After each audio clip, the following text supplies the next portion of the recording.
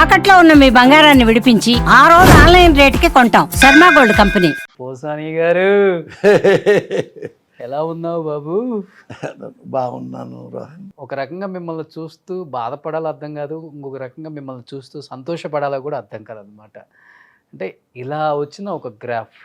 ఈరోజు పోసాని గారు అంటే రకరకాలుగా మాట్లాడుకుంటారు. ఒకప్పుడు పోసాని గారు అంటే ఒక మంచి రైటరు, ఒక మంచి యాక్టరు, ఒక మంచి డైరెక్టర్ అనేవాళ్ళు. ఈ రాజకీయాల్లోకి వచ్చిన తర్వాత ఎలా ఉంటుందో మీకు తెలుసు కదా. ఈరోజు పోసాని గారు అంటే ఒక నోటి తొలగాడు, యాటిట్యూడ్, పొగరు, బలుపు ఇలాంటివి కూడా వినాల్సి వస్తుంది. ఏమనిపిస్తుంది ఓవరాల్గా? అంటే వేరే పోల్చుకోవడం కాదు కానీ మహాత్మా గాంధీ చంపిన దేశం ఇది అయిందా. ఎన్టీ రామారావునే వెనుపొడు పొడిచి చంపి పీఠం లాక్కున్న రాష్ట్రం ఇది. ఇలాంటి ఈ సొసైటీలో నాలంటోడికి రిగ్రెట్స్ ఎందుకు ఉంటాయి? ఉండవు. You should not forget that. వీడు దొంగ, వాడు దొంగే అంతే తెప్పి తప్పే ఉంది. దొంగనే నన్ను దొంగ అంటారా అన్నవాళ్ళు ఉంటున్నారుగా. ఇది మంచి చెప్తా. వీడు కొడతాడు అంటే మంచివాడిని బ్యాడ్ అన్నాం, బ్యాడ్ వాడిని మంచి అన్నాం. ఇప్పుడు నువ్వు చెప్పినట్టుగా ఇదివరకు అన్నీ ఇదివరకు ఇష్యూ వల్ల నాకు సంబంధించినవి. మంచి రైటరు నాకు డబ్బులు వస్తాయి, మంచి డైరెక్టరు ఆపరేషన్ దుర్యోధన ఇట్లాంటి సినిమాలు తీసాడు, మెంటల్ కృష్ణ అవన్నీ డబ్బులు నాకే వస్తాయి. మంచి ఆర్టిస్టు షార్ట్ టైంలో 500 సినిమాలు పైగా చేశాడు, డబ్బులు. అట్ట పొగిడితే ఏమవుద్దంటే మీకేం లాభం రాదు, నాకే వస్తాయి. వచ్చినాయి 100 కోట్ల దాకా సంపాదించుకున్నా, వెల్ సెటిల్. ఎంతకాలం తింటామో. 100 కోట్లేనా మీ ఆస్తి?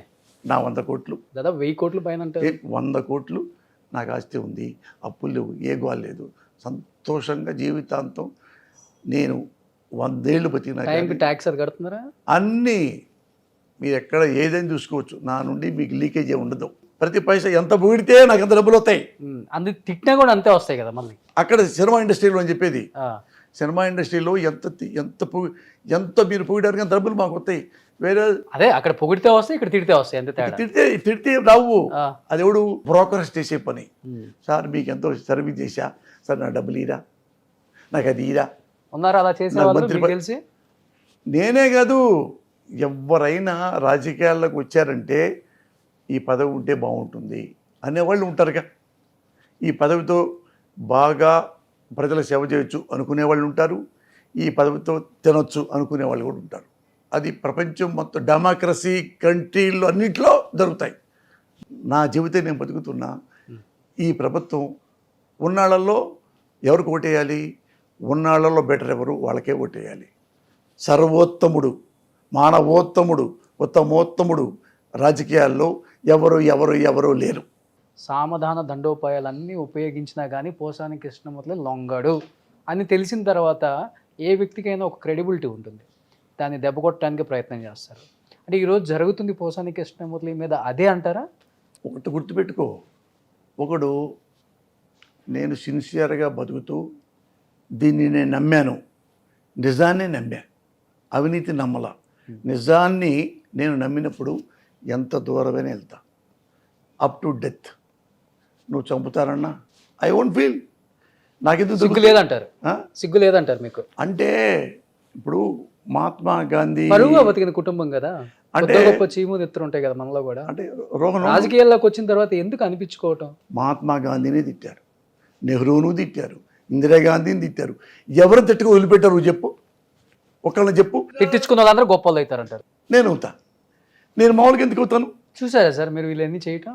నేను 1981 నుంచి పాలిటిక్స్లో ఉన్నా. 1981లో నాగార్జున యూనివర్సిటీ నేను స్టూడెంట్ లీడర్ని, జనరల్ సెక్రటరీని, స్టూడెంట్ యూనియన్కి లీడర్ నేను. అప్పటి నుంచి నేను రాజకీయాల్లో ఉన్నాను. 84లో అక్కడ మార్గదర్శిలో నేను అసిస్టెంట్ మేనేజర్గా పనిచేశాను, రామోజీనగర్ సంస్థ చేస్తే. నేను వెళ్ళిన ఒక 2వ రోజు 3వ రోజు కల్లా అసిస్టెంట్ మేనేజరు లంచాలు తీసుకుంటున్నాడు అని నాకు చాలామంది చెప్పారు, వచ్చే కస్టమర్స్.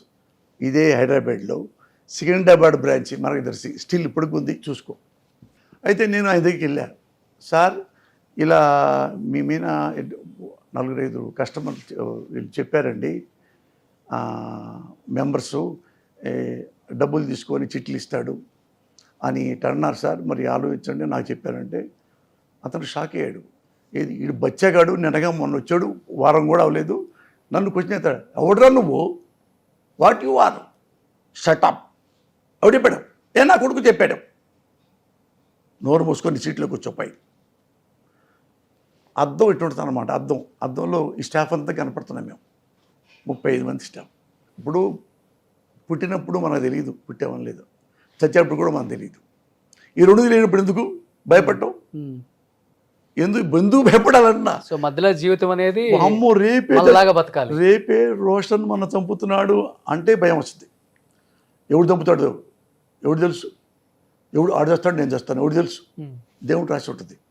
అంటే కన్ను తెరిస్తే జననం, కన్ను మూస్తే మరణం, రెప్పపాటే ఈ ప్రయాణం. ఈ తొక్కలో ట్రావెల్ కోసం వాడి తిట్టాడా వీడి తిట్టాడా, మీకు సిగ్గు లేదా, మీకు భయపడలేదా, ఇంకోటి లేదా, ఇంట్లో వాళ్ళని తిట్టిస్తారేంటి, వీధిలో వాళ్ళు తిట్టిస్తారేంటి, ఏం బుద్ధులు మీకు, ఇంట్లో శుభ్రంగా మొన్న దుబ్బు తిని ఇంట్లో కూర్చోవచ్చు కదా. ఎంతకాలం తింటావు, ఎంతకాలం బతుకుతావు, ఎన్ని గంటలు శ్మశానంలో కాలుతావు, కాలిన తర్వాత ఎంత వెలుగుతావు.